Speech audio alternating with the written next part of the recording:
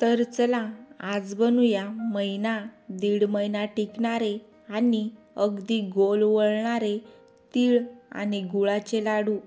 तर चला पटकन ही रेसिपी चालू करूया। तर नमस्कार, तुमचं सोनाली कुकिंग या यूट्यूब चॅनलवरती स्वागत आहे। जर तुम्ही या चॅनलवरती पहिल्यांदाच आले असाल तर नक्की या चॅनलला सबस्क्राईब करा आणि बेल आयकॉन दाबायला विसरू नका की जेणेकरून माझ्या नवीन रेसिपींचे नोटिफिकेशन तुम्हाला मिळत राहतील। तर आज आपण बनवणार आहोत तीळ आणि गुळाचे खूपच चविष्ट असे लाडू। तर चला पटकन ही रेसिपी चालू करूया। तर इथे मी 3 वाट्या तीळ मोजून आणि साफ करून घेतलेले आहेत आणि इथे 2 वाट्या गूळ घेतलेला आहे, अर्धी वाटी शेंगदाण्याचं कूट आणि अर्धी वाटी चण्याची डाळ घेतलेली आहे। आता मी एक पॅन गरम करून घेतलेला आहे आणि त्याच्यामध्ये हे तीळ घालून तीळ चांगले भाजून घेणार आहे 4-5 मिनिटं। गॅस कमीच ठेवून हे तीळ सगळे भाजून घ्यायचे आहेत लालसर पडीपर्यंत आणि सतत हलवत राहायचे आहेत। तीळ खालून लगेच लागतात म्हणून सतत हलवून हे तीळ भाजून घ्यायचे आहेत। तुम्ही बघू शकता 5 मिनिटं झालेले आहेत आणि तीळ भाजून तयार झालेले आहेत। आता मी गॅसवरती परत एक पॅन ठेवून त्याच्यामध्ये 1 चमचा तूप ओतून घेतलेला आहे आणि हा सगळा गूळ मी याच्यामध्ये घालून घेणार आहे आणि कमी गॅसवरतीच हा गूळ आपण मेल्ट करून घ्यायचा आहे। सतत चमच्याने हलवून हा सगळा गूळ मेल्ट करून घ्यायचा आहे। अशा प्रकारे तुम्ही नक्की एकदा तिळाचे लाडू बनवून खाऊन बघा, तुम्हाला नक्कीच आवडतील। खूपच छान बनून तयार होतात। तर तुम्ही बघू शकता मी गूळ चांगल्या प्रकारे मेल्ट करून घेतलेला आहे। अशा प्रकारे सगळा गूळ मेल्ट करून घ्यायचा आहे।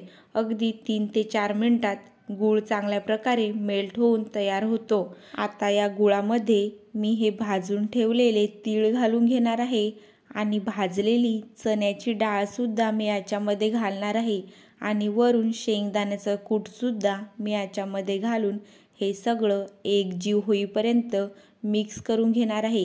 कमी गॅसवरतीच आपण हे तिळगुळ बनवायचे आहेत। आता मी हे सगळं चांगल्या प्रकारे मिक्स करून घेणार आहे।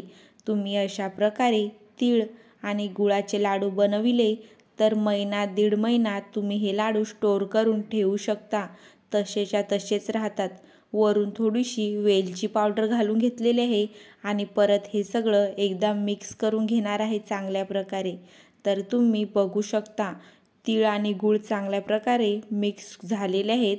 आता मी गॅस बंद करून घेणार आहे आणि हे पॅन खालती काढून घेणार आहे आणि गरमच या तिळाचे लाडू वळून घेणार आहे।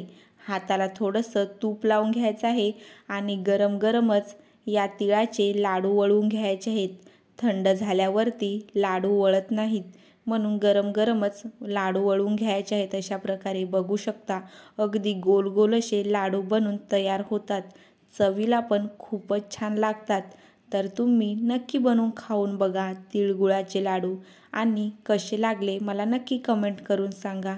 अशाच प्रकारे मी सगळे तिळाचे लाडू बनवून घेणार आहे। तर तुम्ही बघू शकता मी लाडू बनवून घेतलेले आहेत आणि किती छान लाडू बनून तयार झालेले आहेत। जर तुम्हाला माझी ही रेसिपी आवडली तर नक्की माझ्या चॅनलला सबस्क्राईब करा आणि बेल आयकॉन दाबायला विसरू नका की जेणेकरून माझ्या नवीन रेसिपींचे नोटिफिकेशन तुम्हाला मिळत राहतील।